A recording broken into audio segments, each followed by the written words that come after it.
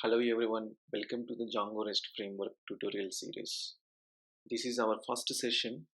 I'm going to give introduction on the Django REST Framework.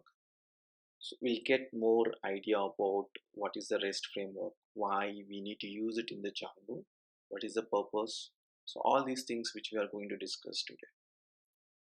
Django REST Framework is the powerful and flexible toolkit for building the web applications programming interfaces. Now we are going to look into the simple architecture on the Django perspective. So for example, right, when you are building the small Django applications, we are going to use the Django and database. So in this example, you can see there is a browser from the browser user can request and it will be like HTTP request. So web server is going to handle that HTTP request and it will communicate with the Django by using the web server gateway interface. That's where like we use the Unicorn. Unicorn is another server.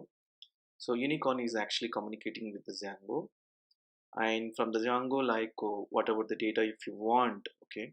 So like any CRUD operations which you are doing, the data will be given back to the Unicorn, and again it will return to the user through the HTTP response. This is the basic structure or the flow of the Django core project. Assume that you hosted this Django core project into the production servers and your application is getting so much of traction, so many users are getting into that. After few years or like after few days or few months, and users are asking about mobile applications. So in that case, how we are going to deal with that? Are we going to develop the entire project again? No, right? So we are going to use this core project and we will create like mobile applications separately. So in between we use something called application programming interface. So let me show you the architecture now. This is how it is. So you are going to make a call to the so basically here there is a user can request, and there is a web server.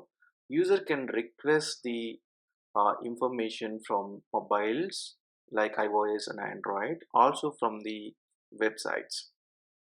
Okay, so of course there is some technical stack in between like Flutter, React, Angular, and Vue.js. So of course, to handle this request, API request and response and everything, we use the Unicorn, and we can communicate with the Django and get the data from the databases and all.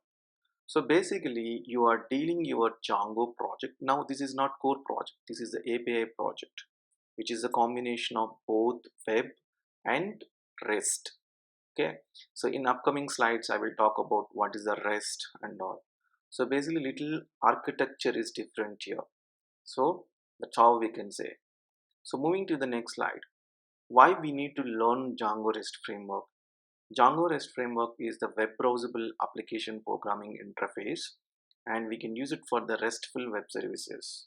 And there is authentication policies are very effective here, and the data can be serialized in the Django REST framework. And there are great companies like Mozilla, Red Hat, Heroku, even right, already built on this Django REST framework. They are using this Django REST framework for their business services. So moving to the next one, what you need to be focused. So first, the basics idea you need to get on the what is the API, what is the REST framework, what is the JSON, right? So in this slide, I will talk about differences between the API versus REST. So API is nothing but application programming interface, which will give the which is basically like a bridge between the two applications or two platforms. Okay, so that's where like API we can use, and API is actually generally we can say in this diagram there is a SOAP, another one is the REST. Okay, these are the subsets of API. Okay, SOAP is a simple object access protocol. Here XML is only can be allowed in this SOAP, but in the REST, okay, REST is nothing but representational state transfer. In the REST we can allow the text, that is a plain text, HTML, XML and JSON.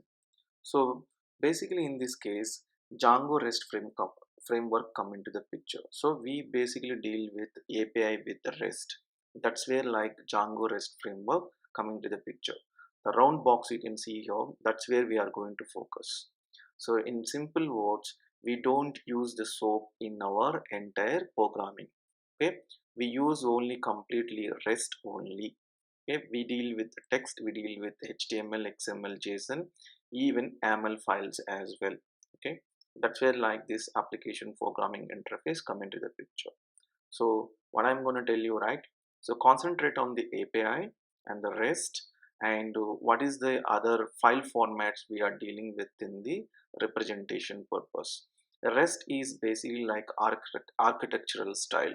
Okay, and there are some basic concepts here. API stands for the application programming interface. REST framework is the, okay, REST stands for the representational state transfer. This framework does not need any WSDL required. No need of any WSDL. And every URL denotes with the representation of the object. And we use the get, post, put, delete, patch for in the REST framework. And there is a HTTP protocol, and limit of the there is a limit of length of the data. Get is for get response, post is for the create resource, delete is delete response, put update resource, patch is the partial update resource. I'm going to talk about these methods in detail in upcoming sessions. With the practical way, we'll get more idea about it. What is a JSON? JSON is one type of object representation. The JavaScript object notation, it is most preferred used representation, and which is a lightweight and high performance and human readable message. Okay, so what are the prerequisites and installation steps we need to take care about the Django REST framework? When you want to work on the Django REST framework, you need to install first Django, then after that install the Django REST framework separately. These two are different to, what I can say that, different to frameworks. Django is a different framework, Django REST framework is another framework. Okay, so we have to install this one. Of course Python must be there. So Python Django must be there when you want to work on the Django REST framework. So once you successfully install, we have to register that REST framework inside the installed apps. Anyway, I'm going to show you that in the upcoming sessions, how to install this and how to actually register this one into the apps. So now let's have a look into the DR of official website. We'll see that how that website is described about the Django REST framework, what are the documentations and other things which we are going to look into it. Now let's talk about Django REST framework official website. That official website URL is django-rest-framework.org. So this is the home page. So in that we can see that this Django REST framework is trusted by internationally recognized companies including the Mozilla, Red Hat, Heroku, even, right?